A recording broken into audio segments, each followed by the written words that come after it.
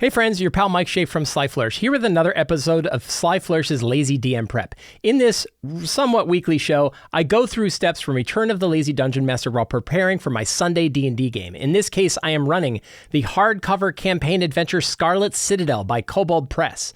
This show, like all of the work of Sly Flourish, is brought to you by the patrons of Sly Flourish. Patrons get access to all kinds of exclusive material, tips, tricks, video previews, the City of Arches sourcebook, a dedicated Discord channel, all different kinds of material. But most of all, they help me put on shows like this. To the patrons of Sly Flourish, thank you so much for your support. If you want to join the Patreon for Sly Flourish, you can do so by finding a link to it down in the show notes below.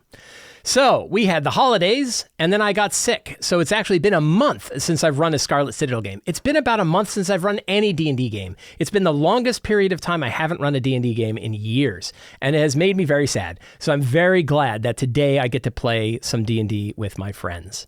And we are running Scarlet Citadel. So in the last session of Scarlet Citadel, I have to remind myself what happened. They were involved, they were on level 2 of the Citadel, and there's a bunch of time travel zaniness going on. They went backward and forward in time.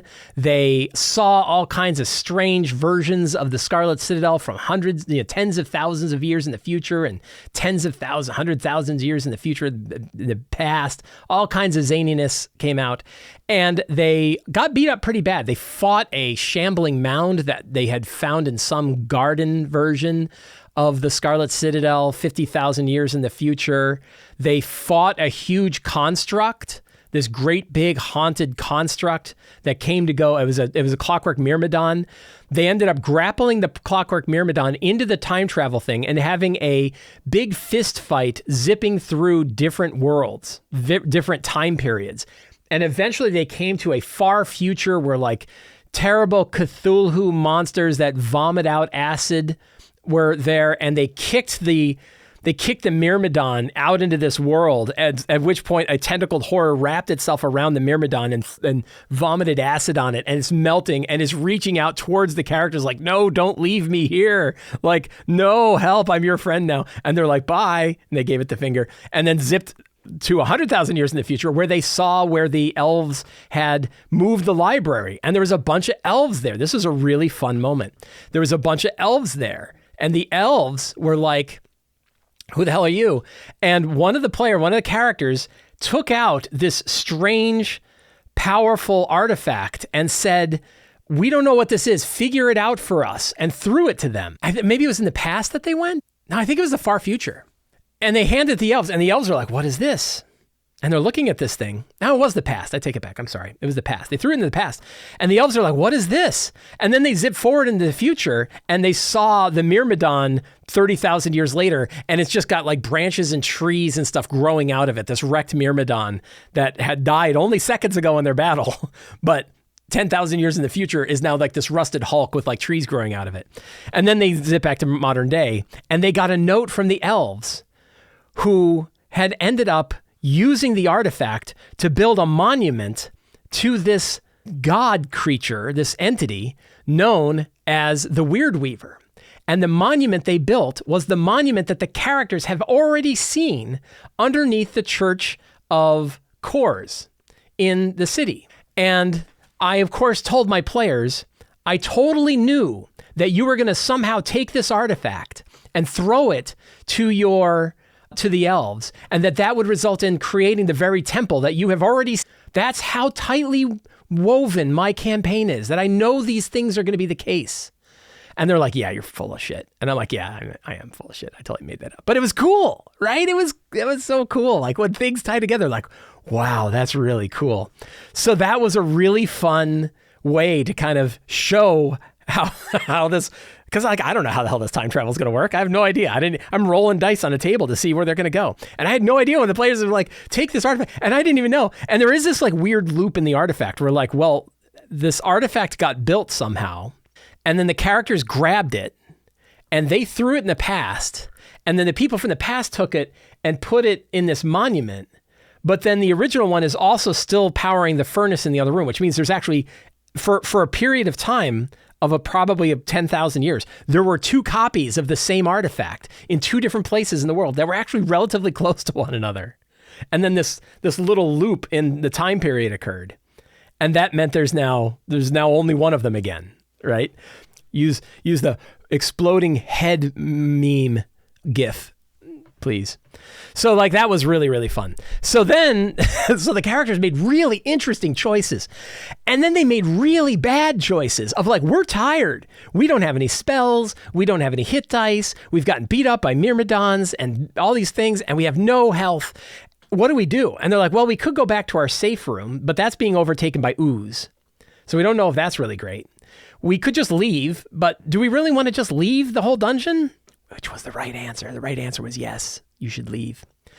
And then they said, no, let's just find a place to stay. And then they're like, well, here's a room. Let's open this up. Oh, look, it's the bedroom of the big boss of this level. We haven't faced him yet. We haven't killed him yet, but we could just sleep in his bedroom. We'll just move a dresser in front of the door. That will be fine, right? Nothing will happen then. And so if you are a Time Master mage who, so we said Goldilocks, exactly. If you're a Time Master mage, you're doing your work, you're reading your research, your guys are scribing things, and then you find out an entire party of adventurers is sleeping in your bedroom. What are you going to do? And what they're going to do is he's going to have a couple of his, he's not going to let them rest for one. It's like 2 hours, it's time for tea, right? And, what they really thought they were going to be able to sleep 9 hours in his room and he wouldn't know. Some of his automatons show up, big, powerful automatons show up, and they start hacking through the wall. And then then he smiles and he throws a ball, which I refer to as a time ball. A time ball is like a fireball, but instead of fire, it twists. And I'll be honest, because you know me, if you're familiar with me and my work, I'm a softie. I'm having trouble with the killer philosophy of the Scarlet Citadel. If you are a killer DM with players who want to like really suffer, then this is your adventure. But if you're like me and you're a big softie and you just want to watch the characters do awesome stuff, you're going to do softie things. And the softie thing I did is I would, of course, have the characters take 28 points of time twist damage, where like you are ripped and twisted in time. But that would have wiped them all out because they were really, really low. Instead, I had it teleport them 6 hours in the past in a different level of the dungeon. So they are now one level lower, and they are actually, let's see, I need to bring up my Owlbear Rodeo. I haven't launched Owlbear Rodeo in a long time. Owlbear should be perfectly fine, by the way, with all of this WotC bullshit, because they don't use D&D rules at all. Lucky them.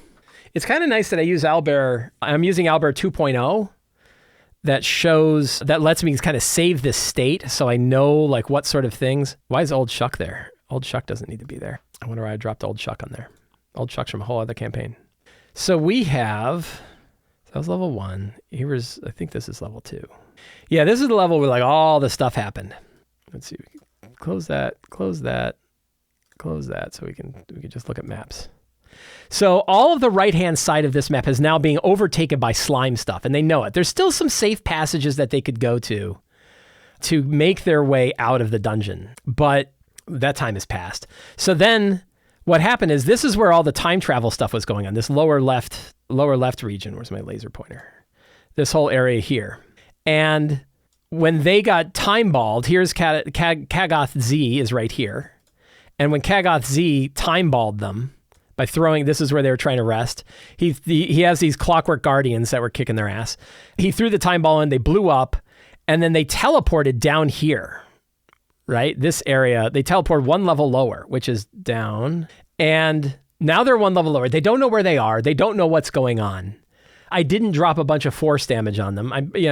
Maybe I'll hint that they could have taken a bunch of force damage. But then they looked up and they saw themselves 6 hours earlier teleporting with everybody on a big fight and getting in a fight with the Myrmidon and then disappearing through time. So they're actually 6 hours in the past, which is interesting. But they're also like 100 feet below, so they can't really do anything about that.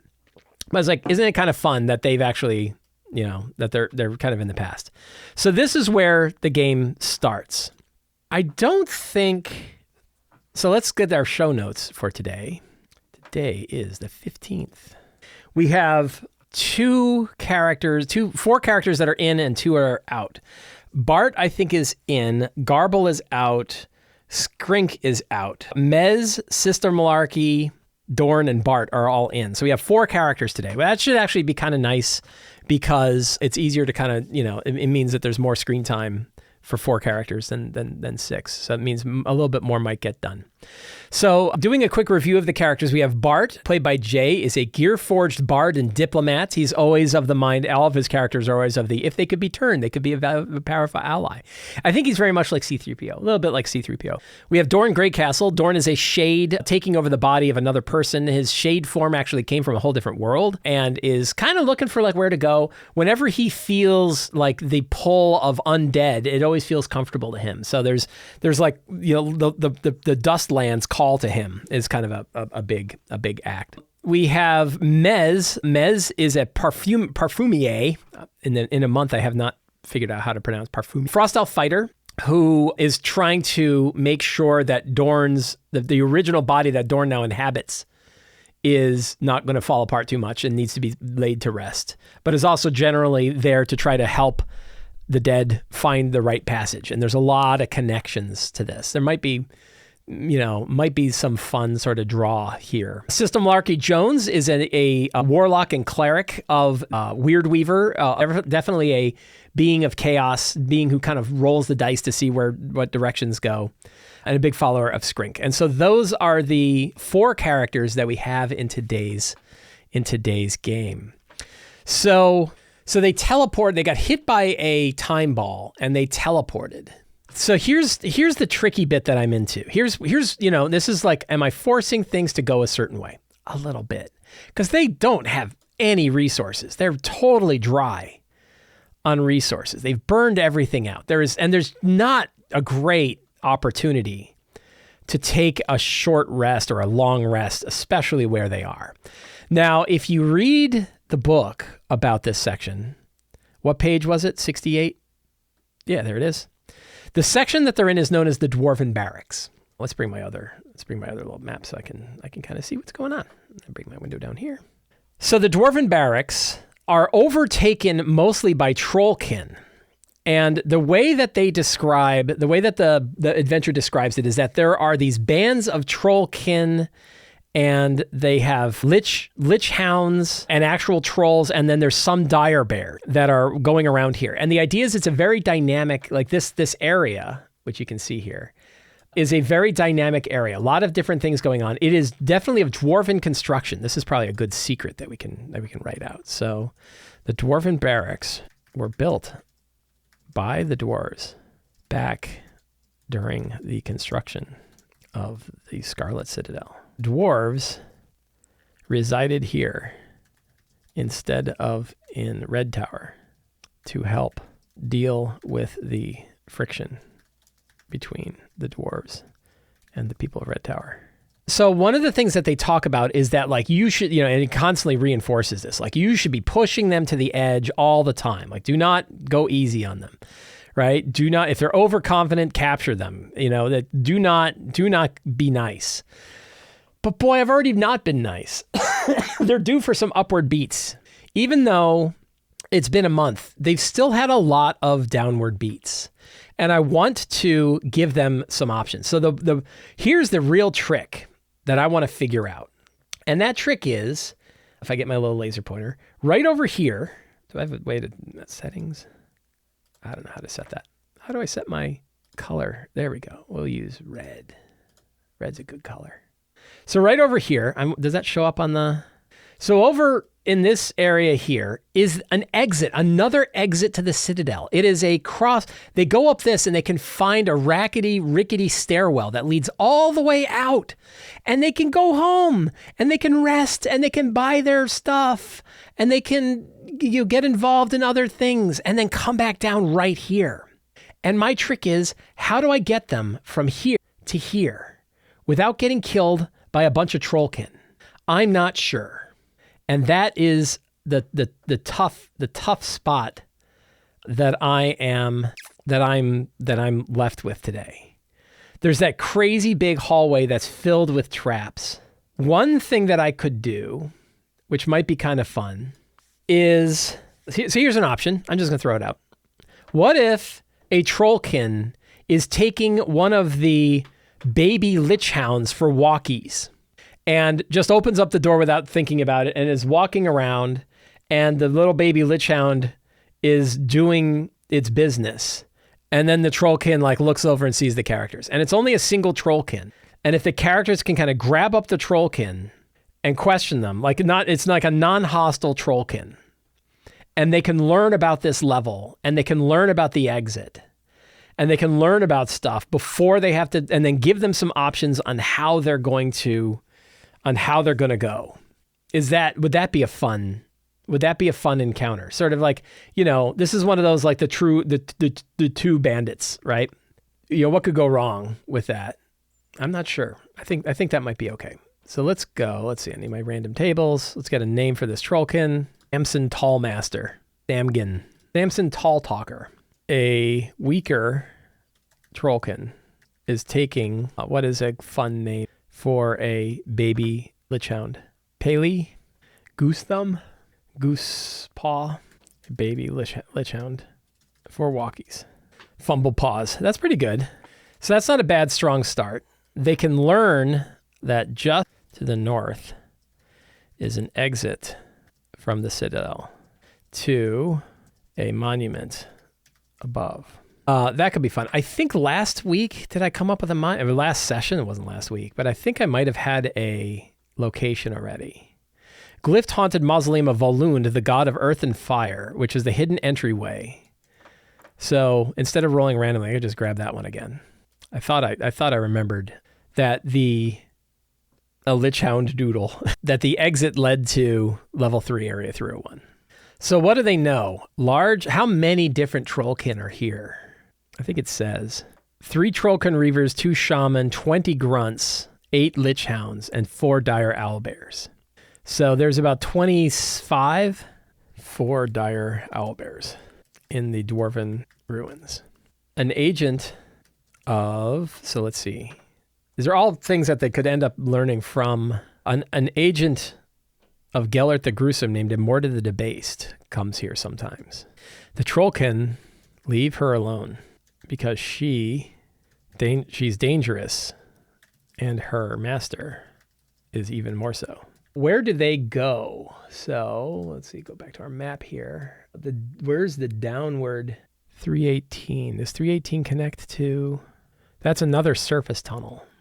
Sturdy door set into the south wall of the tunnel, a couple dozen paces chambers, leads to area 319 in the Cackling Caverns. So this is like a 3 map. Man, this dungeon is huge. And do I have a map for the Cackling Caverns? Is that it? I don't think that's it. Whoops.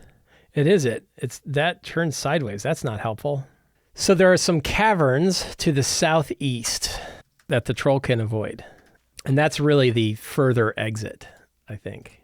And that's what leads to this. It's interesting because it's like this whole level. Do I have this twice? It looks like I got this map on here twice. All these levels are like connected. Whoops. I mean, they're connected horizontally instead of vertically. But I think I've got this one here twice. I think I can delete one of these. Yep. That's handy. How do I delete it? Delete. That didn't seem to work. I wonder if it's because I was on it. Here it goes. Okay. So it's interesting to try to figure out how all of these maps connect, because like if we go back to the front of the module, so that was page what? Just so I remember, 78. There is this guy. And it makes it look like those caverns, and maybe they are. Maybe like they do go kind of below. Like this is the library. This is where they ended up on the right-hand side in the middle. That's all the dwarven stuff. And then I guess they go down the caverns to this area. So it's kind of below. It doesn't feel like it's below. I guess it's below enough, right? And then they have the caverns, and they have the waterway, and then they have the area below. So yeah, what did I say, 78? So I'm going to say that the Trollkin, or at least our Trollkin person, has said, like, do not go that way. So what are they doing here? So there's some other areas that I think they avoid, right? The Shrine of Volund is 315. So they might be told to avoid that. They have crossbow traps.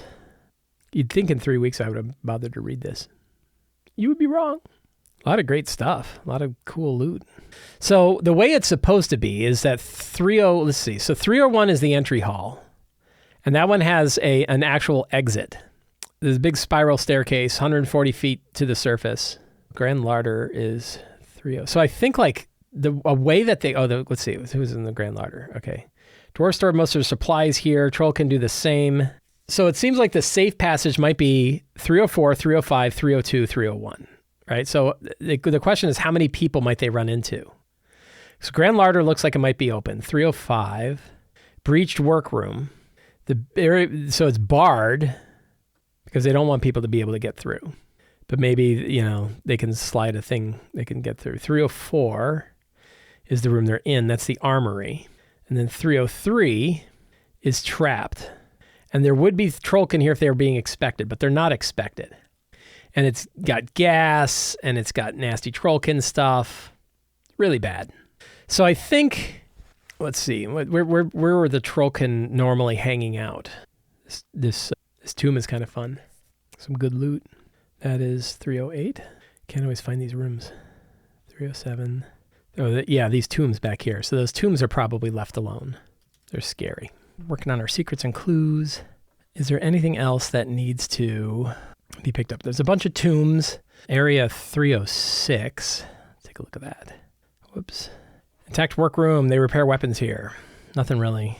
Tomb of Heroes with some treasure. That's cool. Thor's Shrine. The Gauntlet. 310. So what's that murderous corridor? I think that's that one to the right.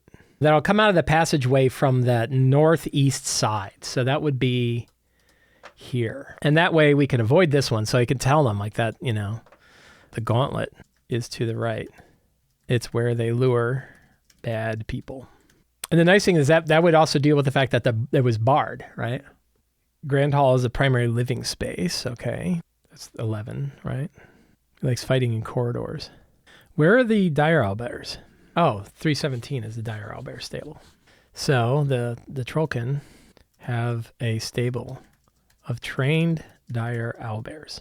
One of them got lost a few months ago, but the Trollkin never found it. One secret is like, who are the leaders of the Trollkin?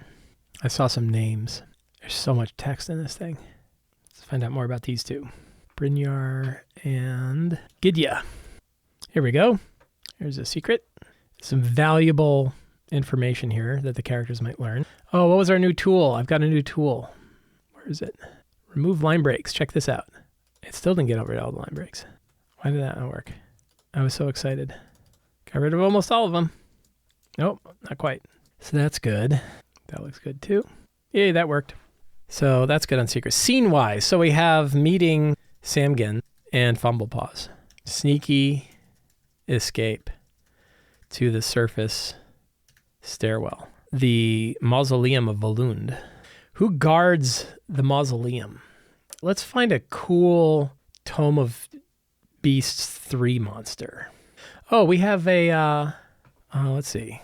If we go to Kobold Press, and we click on their thing here, and they have like tools, digital tools, monsters, search monsters. And we want the book. I want to use Tome of Beasts 3 because it's new and cool. I want all of them. And CR-wise, so let's see. Terrain, I guess is really any. I don't know. I don't know what kind of monster I want. I'd like something that's guarding this Tomb of Volund, but I don't know what. I'd like to be big and scary and something that might chase them away, and then maybe they have to come back and defeat it when they're full up to get, true access to the place. Probably an undead. Let's go back here and we'll do a type undead. I like undead things. And CR-wise, we'll say 4 to 8. I love the super decimal places. Lake Scourge Lotus, Peat Mummy, Necrotech Reaver. That looks kind of cool. Necrotech Reaver. I like that. Necrotech Thunderer, Old Salt, a Vampire Vanguard, a Zombie Voidclaw. Zombie Voidclaws are CR7s. Let's try that Necrotech Reaver. Let's see what that's like. That looks cool. Kind of fun. Sure. I'll put that on monsters. And the Necrotech Reaver is on page 288.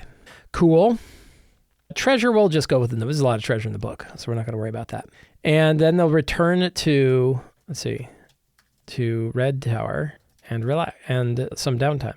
And then return to the Citadel. They still have to defeat Agoth-Z. That's still, a big quest thing that they've got. They need to defeat Immorta, and they need to defeat Gellert. Those are their big quests that they've got. So, I've reviewed the characters. I've got a strong start. I've got some scenes. I've got secrets and clues. I've got some fantastic locations. I got NPCs. I got some monsters. So, I'm not going to worry about treasure.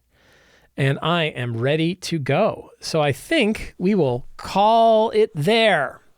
So I'm going to thank everybody for hanging out with me today while I prepared for my game. If you enjoyed this show and you want more stuff from me, please subscribe to the Sly Flourish newsletter. You get a weekly RPG-related email sent directly to your inbox, as well as a free adventure generator PDF. You can pick up my books on the Sly Flourish bookstore. Link to that is in the show notes below. Or you can join the Sly Flourish Patreon, where you get access to all kinds of exclusive material, tips, tricks, video previews, Discord channels, all different kinds of great stuff. The monthly Patreon Q&A. You can join the Patreon in the show notes below. So thank you all very much. Have a great day, and get out there and play a role-playing game.